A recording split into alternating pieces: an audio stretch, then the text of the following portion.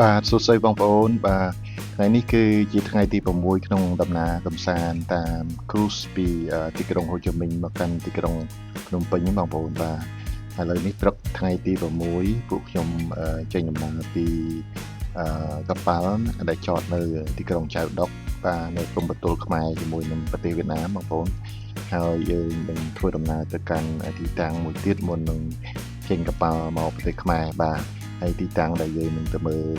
លើកដំបូងនេះគឺជាកន្លែងមើលសត្វបងប្អូនហើយនឹងមានសួនច្បារស្អាតមែនទែនបាទហើយសត្វក៏ស្បូរហើយទីតាំងកន្លែងនេះគឺបើយើងនិយាយទៅវានៅព្រំប្រទល់ខ្មែរយើងតែម្ដងនៅបើគិតពីទីតាំងគិរីវង្សខេត្តតាកែវយើងបាទគឺធំតែប្រហែលជា30គីឡូទៅប៉ុណ្ណឹងបាទចឹងឥឡូវយើងទៅតាមដានទស្សនាសកម្មភាពនៅទីតាំងទាំងអស់គ្នាអូខេបងប្អូន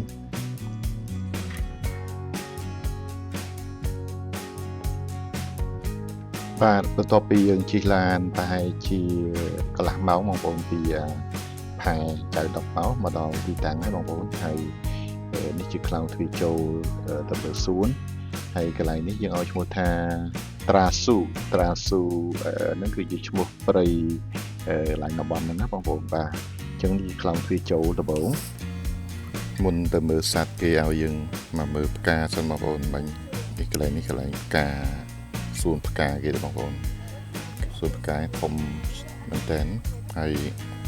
មានផ្កាចម្រុះបាទនេះប្រភេទពួកផ្កាកណ្ដាស់ច្រើនបាទស្អាតមែនតើហ្នឹងហើយសងខាងយ៉ាងណាអ្នកចូលចិត្តផ្កាថតអនុស្សាវរីយ៍មកដល់កន្លែងនេះក៏ចូលចិត្តដែរបាទយ៉ាងណានេះផ្លូវគឺផ្លូវប្រອບនឹងមានផ្កាសងខាងបាទនេះមកបងស្អាតដែរបាទ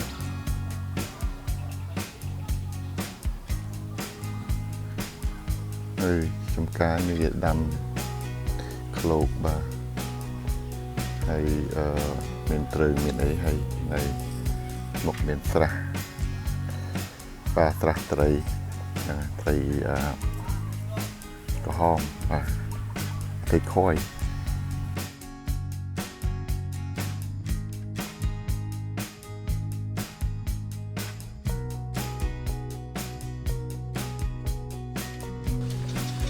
ឥឡូវយើងកំពុងនៅលើទូកចែវដើម្បីជិះទៅមើលសត្វបាទទូកមួយវាឲ្យជិះ2នាក់បាទនេះសត្វមើលឃើញបដាបងប្អូនប៉ុន្តែនៅលើដើមឈើប៉ុន្តែចាំងថ្ងៃមើលភ្នែកឃើញបាទប៉ុន្តែវាចាំងថ្ងៃទៅមើលអត់សូវឃើញ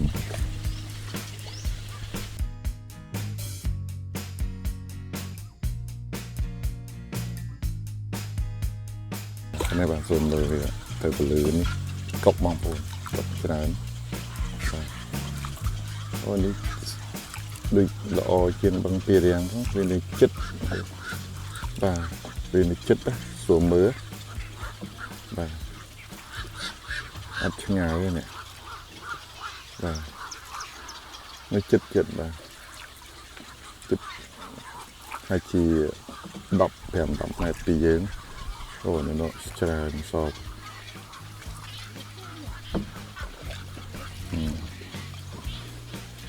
ច្រើនតែបងប្អូនព្រោះសំបាទសំខាន់គឺយើងមើលភ្នែកបានតែយើងមិនត្រូវការសម្ែលអីទេទូកអ៊ំយ៉ាងទៅកាត់តាមបឹងឈូកចឹងណាស្អាតតែបងប្អូនណាបាទយ៉ាងគេតម្រូវឲ្យពាក់មួកគេហ្នឹងហើយគេដើម្បីបញ្ជាក់ identity របស់ប្រទេសគេហើយខ្ញុំមិញមានមួករបស់ខ្ញុំគេថាអូគេឲ្យពាក់មួករបស់គេមួកស្រីទៀតខ្ញុំពាក់មែនតើបាទអត់ហើដូចសាំង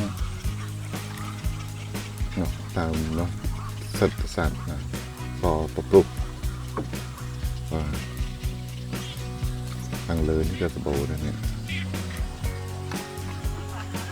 สะอาดเปลี่ยนเคมาเอาไปคันยืนไปคันเนี่ย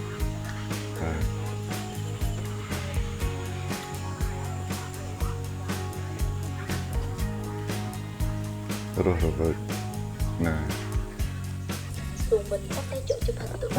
មានយើងទៅពីនេះទៅគេមកពីនោះមកវិញបាទ so beautiful បាទរស់រវើកមកយ៉ា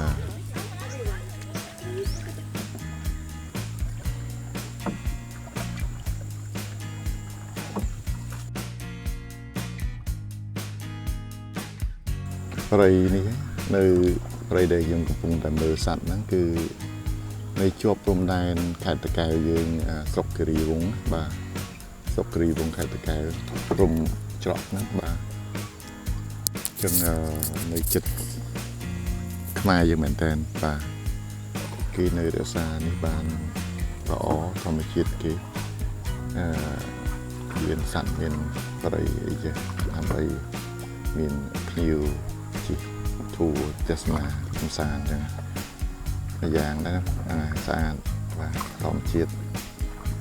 ឡូវមកដល់កន្លែងយើងចុះចតវិញហើយកន្លែងឡើងថែវិញបាទតែប៉ុណ្្នឹងហើយឥឡូវយើងបន្តដំណើរទៀតនៅលើទូកនេះទូកលឿនបាទយើងជិះកណូតតូចមិញហ្នឹងគឺតែមើលសត្វហើយនេះយើងជិះកណូតមានម៉ាស៊ីននេះជុំវិញបឹងហ្នឹងតែម្ដងបាទពីខាងក្រៅ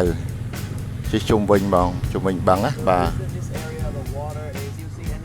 water lizard or snake you would not have seen here បាទអានេះមកជុំទៀតមិញបងប្អូនមកជុំខាងក្រៅម្ដងមិញជុំខាងក្នុងបាទ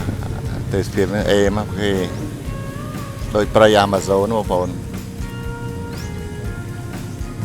កន្លែងនេះគឺកន្លែងចាំឃ្មុំបងប្អូន